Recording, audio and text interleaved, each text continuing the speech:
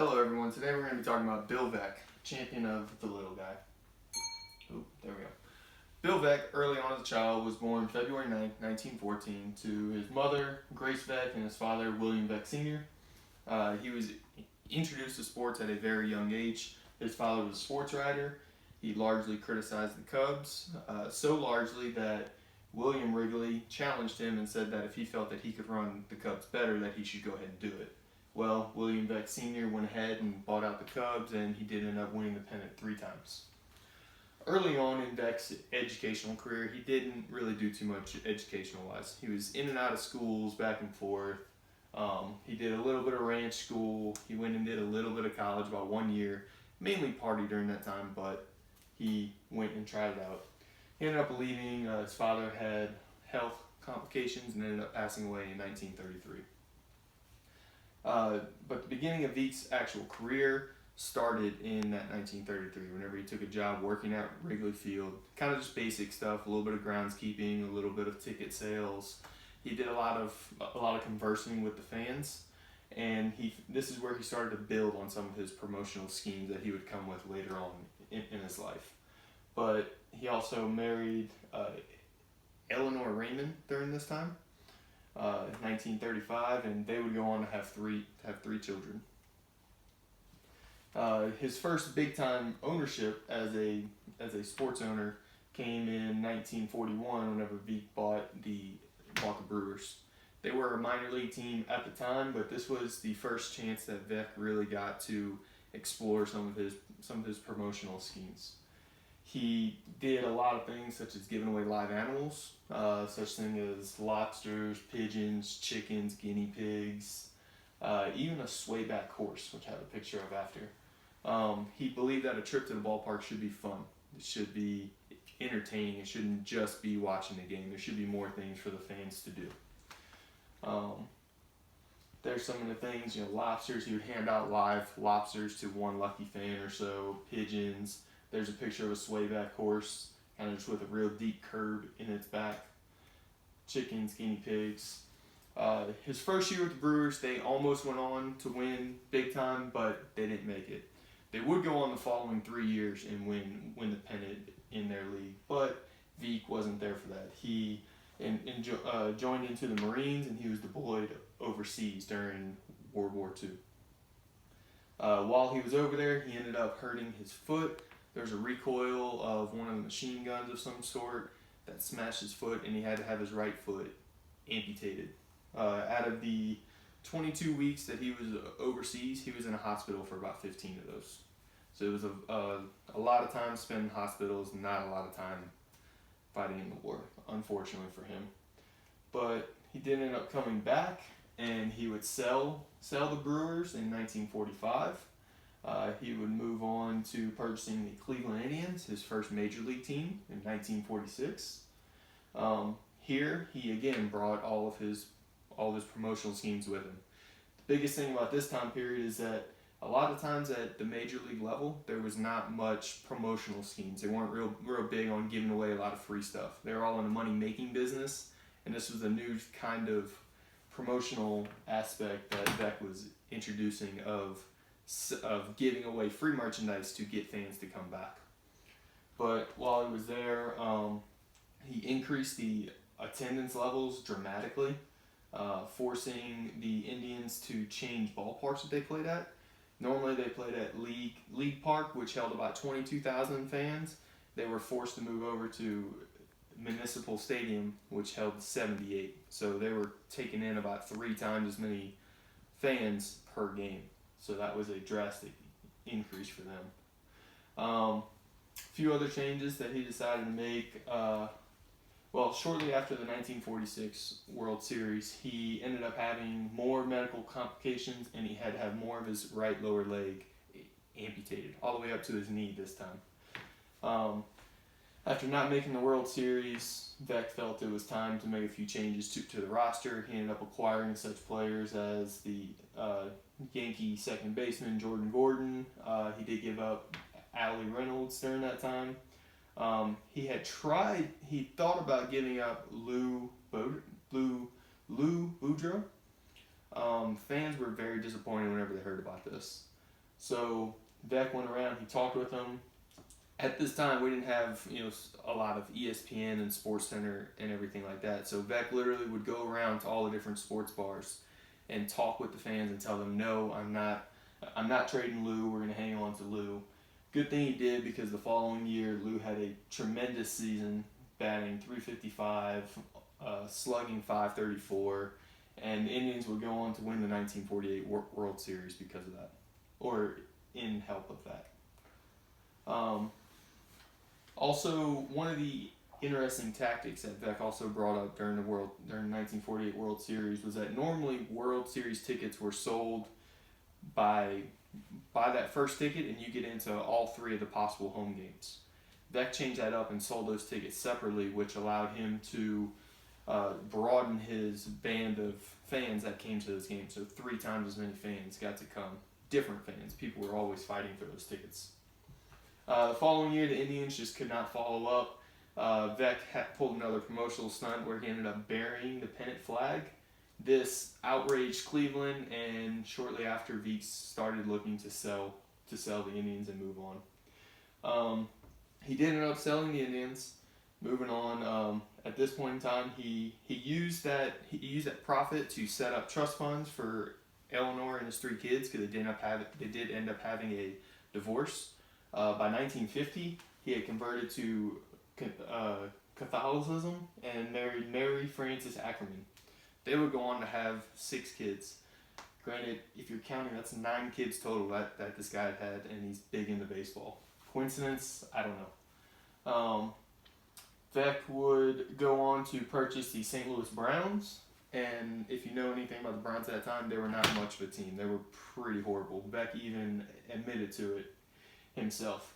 But while he was in St. Louis, he pulled one of his most memorable stunts.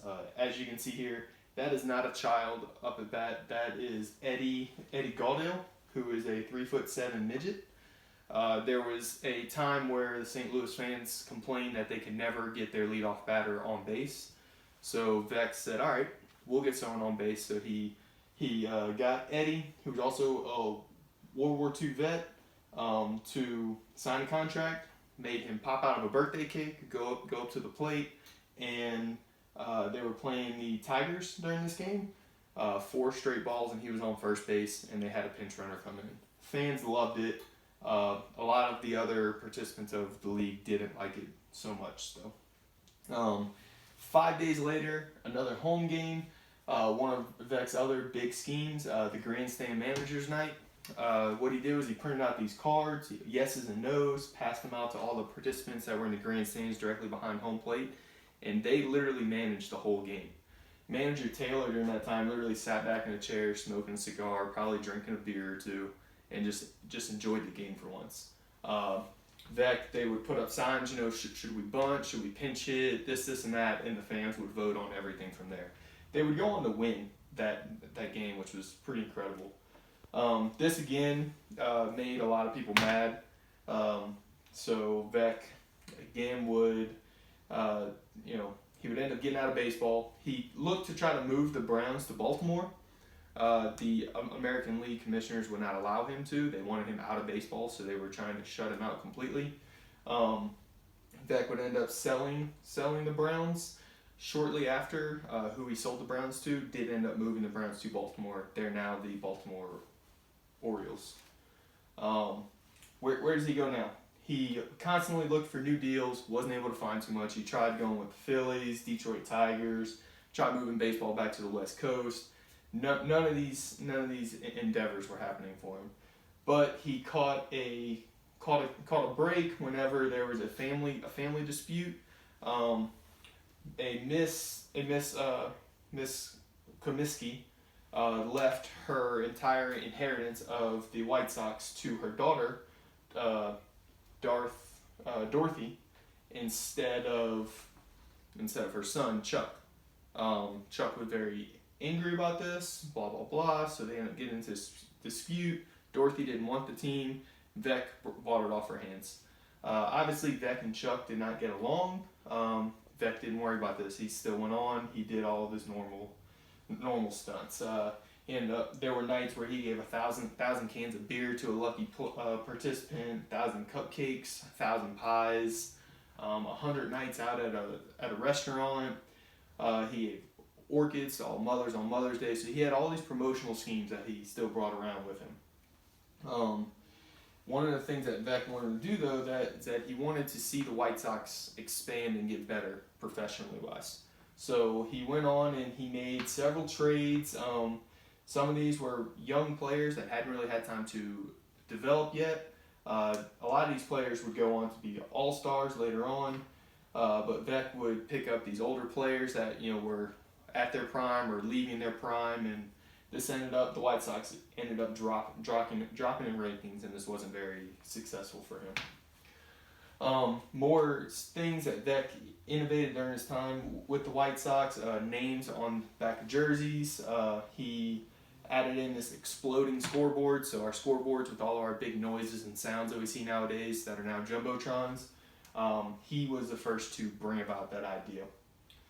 He also broke more attendance records, 1.6 million people, which is insane. At this point in time in his life, he was having a lot of health issues. He went and visited a clinic. Clinic told him he didn't have very much time to live, so he said, okay, I want to spend it with my family. He ended up selling the White Sox to his partner Arthur, moved his family to Maryland to a farm that he called Tranquility. And during his time, he kind of just lived his life. He wrote a few books, and he was happy. He got another itch to move back into baseball in 1970. A lot of his health conditions had gone away, and he had gotten a lot better. So he tried to get back in. He couldn't find anything for about 5 years or so. 1975, John Allen, which was the brother to Arthur that he sold the White Sox to, was selling the White Sox again. He ended up getting that deal. Even though the league did not want him back, he had to fight a little bit to get that. Back in the business, first day back on the job, he ended up going into a hotel and ended up doing deals with players in public hotel, which is unheard of at that time. So once again, he made the league kind of second guess about what they just allowed Veeck to get back into baseball with. One part during this time period is that December 23rd, 1975 is when the reserve clause was abolished, which allowed the free agency of players to start taking place. And this was really bad for Veeck. He did not have the money to compete with other teams in terms of the players' salaries and paychecks rising. So he started the rent-a-player, which started up the term go-go Sox. They would pick up players when they were about a year out from their contracts of being free agents, hold them for that year, and then let them go. So there was a big influx of players during this time period. But once again, just another way that Veeck worked around the system to make everything happen. He was also, during that time, he was named Major League Executive of the Year. He even broke his own attendance record of over 1.6 million. So he's still breaking records even at his old age. But after that, everything started spiraling down.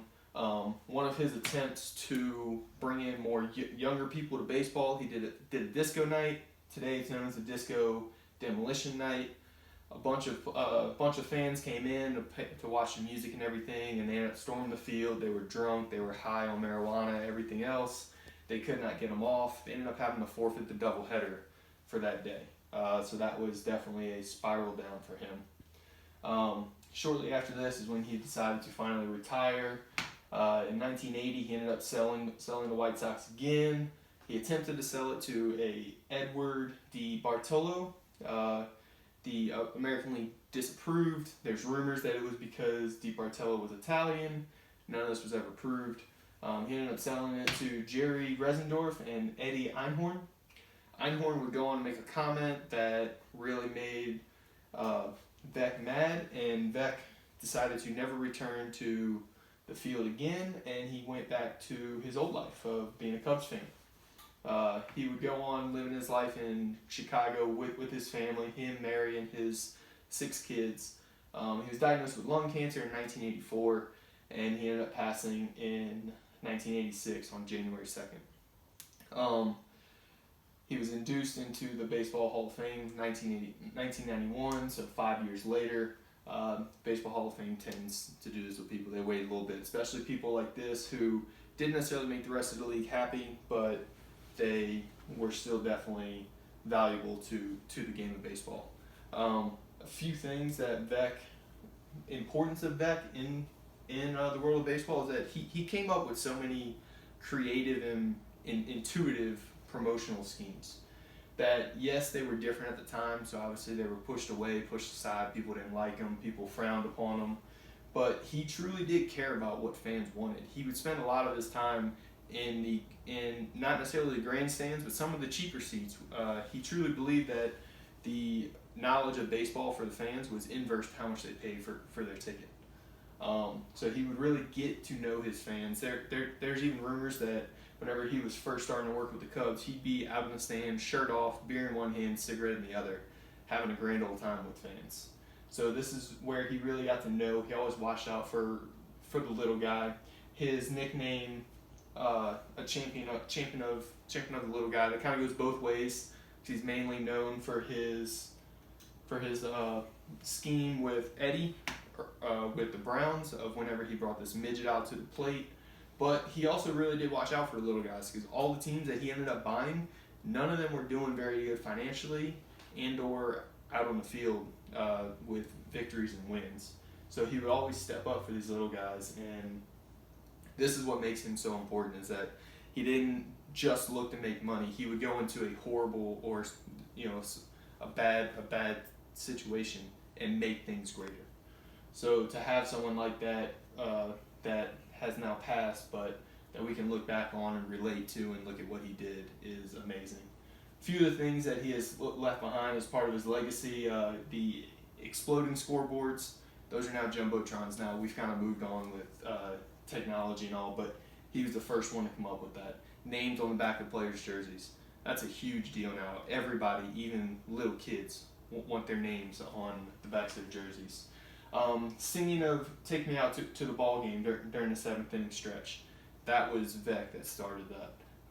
His promotional ideas. He also started a bunch of business ideas in terms of tax breaks and intuitive ways of selling tickets that also benefit the business side of sports, and just make everything more enjoyable to allow the sports to give the entertainment to the people.